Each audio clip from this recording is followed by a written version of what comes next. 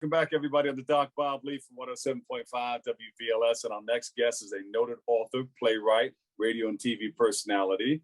She's on with us today to speak about her work as the executive director of the Mama Foundation. You heard about that a lot, the Mama Foundation of the Arts.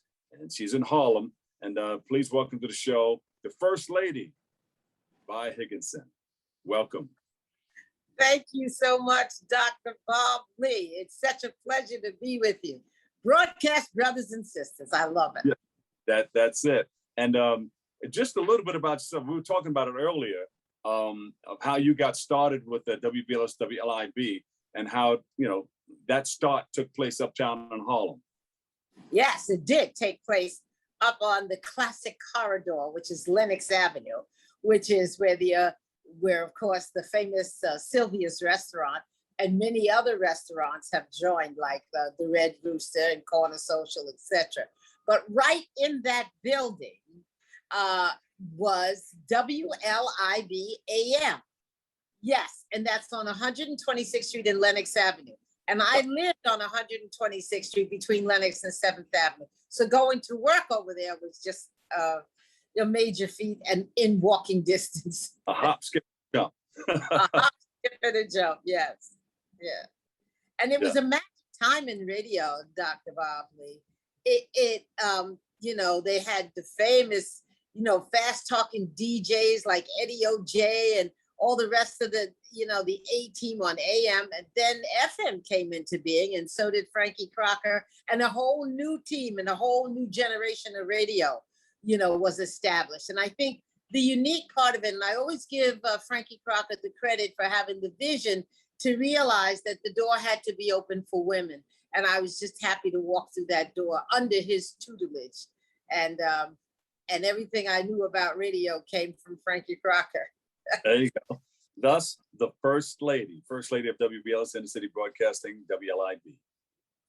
Yes, amazing.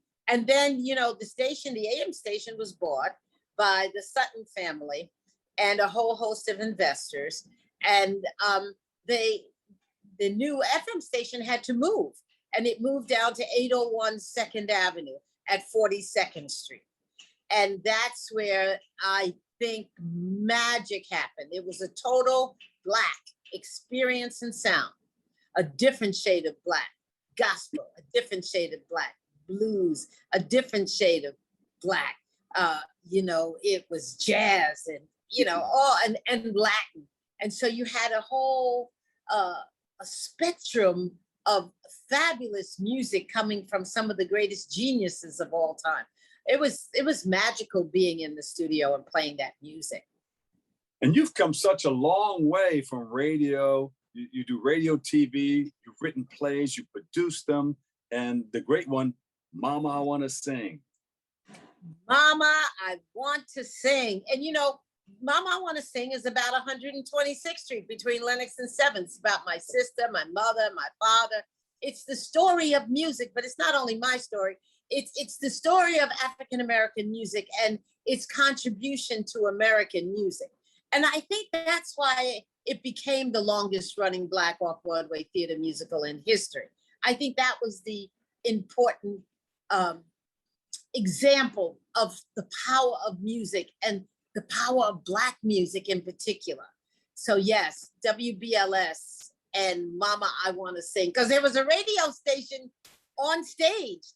So that radio station was telling the story of music.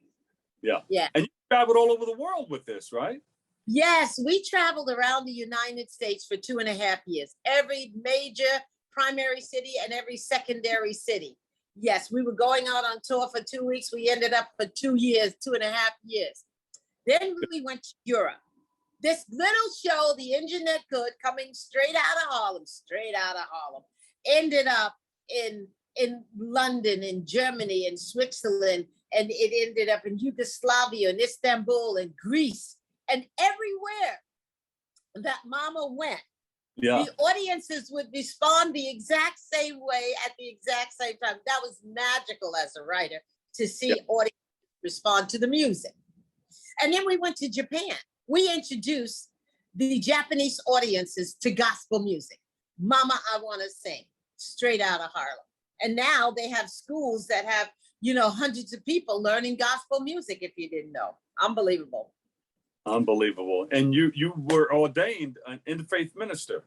Yes, yes. Right about Bob, we were traveling to so many countries and meeting so many different people. I thought it was important to understand what other people believed in so that we could communicate more effectively. I wanted to know more about what we have in common as opposed to what was different about us. And so that's why I became an ordained minister, interfaith minister. And now you can sit there and listen and respond to lots of different traditions, because there are many of them out there, and you're sitting in a position. So you started the foundation. Tell us about that. I started the Mama Foundation because out of fear. The more Mama I Want to Sing ran, and we had to audition young people for the role, they were coming in and they couldn't even sing a whole gospel song all the way through. They didn't even know Precious Lord or Amazing Grace. And that was scary to me, because I thought that we really need to save the music. We need to make sure that this music is on the menu. We don't put down anybody else's menu. Do what you want to do, but don't forget who you are, where you came from, and what contribution that Black American music has made to the world. And so that's why I said, no, we got to train these young people between 11 and 19 years old so that they can become ambassadors of the music, so they can have it on their menu. And that's what we do. We have enrollment and we receive grants so that we can give these young people this information. So the program then becomes free to the student and their family. And we're in an enrollment period right now, as a matter of fact. So we can bring young people in. We got people from the Bronx and Brooklyn and Queens and Pennsylvania and Connecticut. So you can come in and we will teach you breathing, harmony, pitch, and control. We will help you gain self-confidence and self-esteem and become better at your academics, because that's what music has the power to do. So yes, 87% of our kids go on to higher education. So we're excited that the Mama Foundation is giving back to the community and giving music to young people who really need it. How do we enroll? How do you do it? Yes, you can. You can enroll, go to our website, mamafoundation.org, and you can sign up right there. Or you can call us directly at 212-280-1045. Yes, 212-280-1045. And classes begin in October.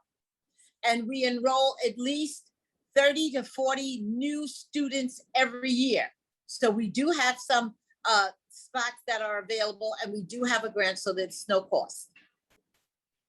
You know, I've been hosting that the summer stage in front of the Harlem State Office Building, and I always give like a little history of WBLS, Inner City Broadcasting Corporation, WLIB, and I always say the First Lady lives right behind me here. And after I finished the show one day, and I was telling your daughter Noelle, after I finished the show one day, I was sitting in my vehicle, just relaxing after hosting, and you came walking by, and I got ready to call you.